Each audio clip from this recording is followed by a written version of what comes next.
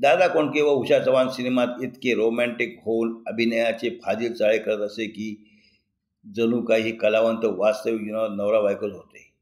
असं देखील सिनेरसिकांना चित्रपट पाहताना प्रश्न पडायचा. तर जाणून घेऊया अभिनेत्री उषा चव्हाणचा फिल्मी प्रवास होता तरी कसा. अभिनेत्री उषा चव्हाण यांचा जन्म आंबेगाव तालुक्यातील औसरी खुर्द या गावी झाला. चित्रपटात येण्या अगोदर उषा चव्हाण यांची तमाशा पार्टी होती. पुढे त्या नाटकातून भूमिका करू लागल्या. लवंगी मिरची कोल्हापूरची हे त्यांचे अरुण सरनाईक यांच्या बरोबर असणारे नाटक फारच गाजले होते. नायिका म्हणून केला इशारा जाता जाता ह्या पहिल्या चित्रपटात त्यांनी आपल्या उत्कृष्ट अभिनयाबरोबर नृत्य कौशल्याने साऱ्या प्रेक्षक वर्गाला जिंकले होते. उषा चव्हाण यांना हा चित्रपट मिळाला हा निव्वळ योगायोग होता. अनंत माने यांनी आपली नेहमीची नायिका जयश्री गडकर यांना सोडून नृत्य समूहातून नाचणाऱ्या उषा चव्हाण यांना नायिका म्हणून काम करण्याची संधी दिली. उषा चव्हाण याआधी सवाल माझा ऐका चित्रपटात जयश्री गडकर यांच्या मागे कोरसमध्ये नाचल्या होत्या. अनंत माने यांना जेव्हा उषा चव्हाण म्हणाल्या होत्या की मागच्या सारखं नाचायचं काम असणार ना, पण यावेळी मी दिवसाला 15 रुपये घेणार, काम करणार नाही तर 20 रुपये घेईन. त्यावर माने म्हणाले, अगं तुला ह्यावेळी मागे नाचायचं नाही, तुला या चित्रपटात नायिका म्हणून काम करायचं आहे. या चित्रपटाद्वारे उषा चव्हाण यांची नायिका म्हणून वाटचाल सुरू झाली. महाराष्ट्र शासनाने 5व्या चित्रपट महोत्सवात उषा चव्हाण यांना सवाल माझा ऐका या चित्रपटाची उत्कृष्ट अभिनेत्री म्हणून पारितोषिक देऊन गौरवले होते. पुण्याच्या आर्यन चित्रपटगृहात हा चित्रपट 70 आठवडे चालला होता. केला इशारा जाता जाता ह्याच्या यशामुळे उषा चव्हाण यांना चित्रपटातून भरभराव कामे मिळत होती. खंडोबाची आण, मुक्काम पोस्ट, ढेबेवाडी, अशी रंगली रात्र, कोर्टाचा पायरी यासारखे चित्रपट त्यांना मिळाले आणि अचानक सोंगाड्याच्या रूपाने त्यांना वेगळी संधी मिळाली. सोंगाड्यात प्रथम जयश्री गडकर काम करणार होत्या. पुढे त्यांनी भूमिका करण्यास नकार दिला आणि उषा चव्हाण यांच्याकडे सोंगाड्या चित्रपट आला.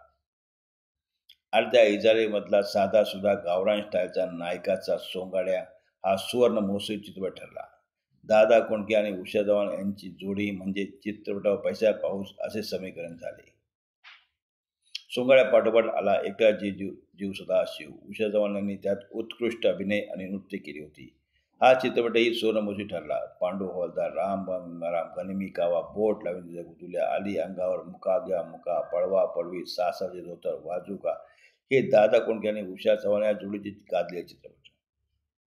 एवढेच काय तर मराठी सिनेसृष्टी जुबली स्टार दादा कोंडके व उषा चव्हाण यांची फिल्मी केमिस्ट्री दर्शकाला फारच भावली होती.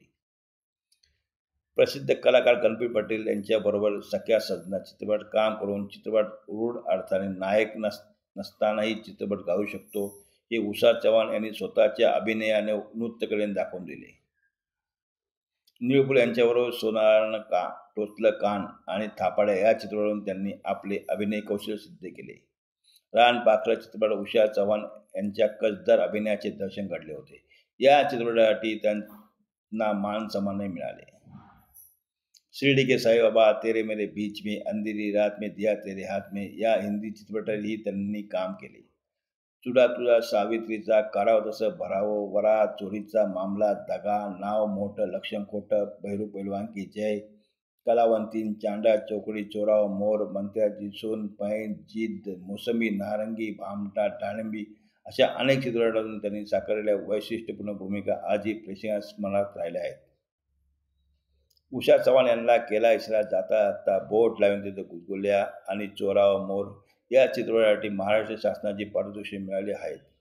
त्यांनी गौराचा नवरा आणि धरपकड अशा 2 चित्रपटांची निर्मिती आणि दिग्दर्शन देखील केले आहे.